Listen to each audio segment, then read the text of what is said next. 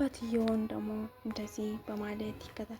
በሌ ልጅ እኔ ወደ ዛለኛው ልጅ መሄድ አለብኝ ብሎ ሲሄድ ልጁን ሄደና እዚህ ለፈልጋለሁ ስለመሸብኝ ስለው ግባ ብሎ እጁን በጣም ጠቅልሎ ስለነበረ መሆኑ እንደዚህ የተቀለልኩ ስለው አንድ ልጅ የገረ ትናንትና መጥቶኝ ነበረ። ስለዚህ ሰይጣን ሊያሳስተኝ ኩር ነበር።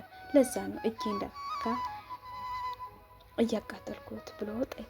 ሰላም ሰላም ውዴ ቻናል ላይ ተከታተልቲ እንደምን አላችሁ? ደህና ናችሁ ወይ? እኔ ጋር እግዚአብሔርን መስገን ደህና ነኝ። እንደኔ ሰላም እንዳለው እናንተም ሰላም እንድትሆኑ ተስፋ አድርጋለሁ። ሰላምና ፍቅር አንድነት ይስጠን እያልኩ ባለንበት ሁሌም ሰላም እያልኩ ገባል ማለት ዛሬ ደግሞ አጭር ባለ ትረካ መጥቻለሁ። ላይክ ሼር ሰብስክራይብ በማድረግ ደግሞ ቤተሰብ እንድትሆኑኝ በትህትና ይጠይቃለሁ ማለት ነው። አንድ ከዩኒቨርሲቲ የመጣች ተማሪት ነበረች እና በዩኒቨርሲቲ ውስጥ እዛ ስለነበረች ወደ ሯ ለመሄድ ባስ ላይ ናራለት ማለት ነው። ከባሱ ወርዳ ነው ወደ ሀገሯ ለመሄድ ማለት ነው። እዛ ምሳ ስለነበረ ምሳ ለማብላት ብሎ በወረዱበት እሳ ደግሞ ቀጠለችና ትንሽ እስኪ እንዴት ነው አረንጓዴ በጣም ነው የሚያምረው እያለች መንገዱ እየቀጠለች ሳይታወቃት ወደ ጫካ ገባች።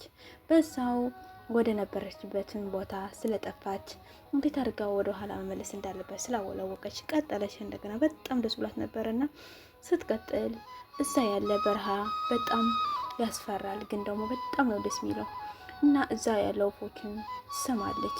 ቀጠለች። አሁን እንደዛ እያለች ስለመሸባት የሆነ መብራት የምትበራ ጎጆ ነገር አየችና እዛ ለመግባት አሰበች። እዛ ስትገባ ግን ያው እሷ ያሰበችውን እዛ እንደገባች ሰው ይኖር አይኖር አታውቅም። ስለዚህ ሄደች። እዛ ስትተኳኳድን አንድ ልጅ አገኘችና መጽሐፎች እያነበበ ነው። እሱም ወጣት ነው። መጽሐፎች እያነበበ ስታገኘው የለኮሰው ሻማ ነበርና እንዴ ምን ታረጊኩት? መንገድ ጠፍቶብኝ ነው እና አሁን እንዳልሄድ ደግሞ የት እንደሆነ አሁን ጨለማ ነውና ዛሬ ድሬና ነገ ግን በጣም ፈራች። ምክንያቱ ረጅ ናት። ስለዚህ እንዴት አድርጌ ነው ወደዚህ የምመለሰው እያለች በጣም ፈርታለች። ስለዚህ እሷ ማደር ስላለባት ሰው እስከ ግማሽ ሌሊት ድረስ እንቅልፍ አይመጣትም። ምክንያቱ እየፈራች ልጁ መጣ ካሁን መጣ ደፍረኛል እያለች እየፈራች ነው። በዛ በኩል ደግሞ እሱ ደግሞ እጁን እያቃጠለ እንዳተባለ እያለ እጁ በጣም እያቃጠለ ነበረ። እሷም በደህና ጧት ነጋ። ሳይነካ ስለነጋ ደህና እሺ በቃ ሊሄድ ነው አለች። በቃ አሳይሻለሁ ቁርስ ብይና ትሄጃለሽ አለ። ከዛ እጅ ተነን ምን ሆነ ነው ይደል? አይ ዝም ብሎ ሻማ አቃጥሎኝ ነው ምናምን አይዞህ ምናምን ብላ በቃሽ በጣም ነው የማመሰግነው ብላ ደህና ሁን ብላ ወደ መንገዱን አሳያትና ቀጠለች። ወደ አገሯን ልትገባ ነው ማለት ነው። እዚህ አገሯ ከገባች በኋላ አባትየዋ የት ሄደሽ ነው? ምን ሆነሽ ነው? በዛኛው በሳል መጣሽም ስላት አባትየዋ ነገር እንደዚህ ብዬ ልሄድ ሲል ከዛ የሆነ ጫካ ላይ ገባሁትና ቦታው ስለጠፋብኝ አንድ ልጅ ጋር አደርኩ እዚህ ይመስላል አለችው። ልጁን ስትነግረው አባትየው ደግሞ እንዴት እዛ ታድራለች ብሎ ደነገጠ። እዛ ላይ ለመሄድ ስላሰበ አባትየውም ወደዛ ሄደና እዛ ሲሄድ ሰላም ነው እንዴት ነው መሸብኝ እዚህ ልደር አለው።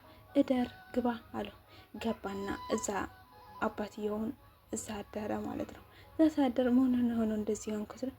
ትናንትና አንድ ልጅ ገረድ መታልኝ ነበረ ስላደረች እኔ ደግሞ ሰይጣን እንዳሳስተኝ ብዬ እጄ አቃጠልኩት። አባትየው ደግሞ በጣም ተገረመና በጣም በልጁም ተደነቀ እና አንተ ነጽፈኝ ስለዚህ ለልጄ የምትሆንና ልጄ አግባት ብሎ ጠየቀው ይባላል። አንዳንዴ እኛ አሁን እግዚአብሔር ባሰበልን ገድ ማለት ነው። ስለዚህ እሷ ልጁን ወይም በደፍራት ኑሮው አባትየው አሳልፈ አንተ ታማኝ ጀግና፣ ስለዚህ ለልጄ ሰጥቻለሁ አለው። ከዚህ ብዙ እንማራለን ብዬ አስባለሁ።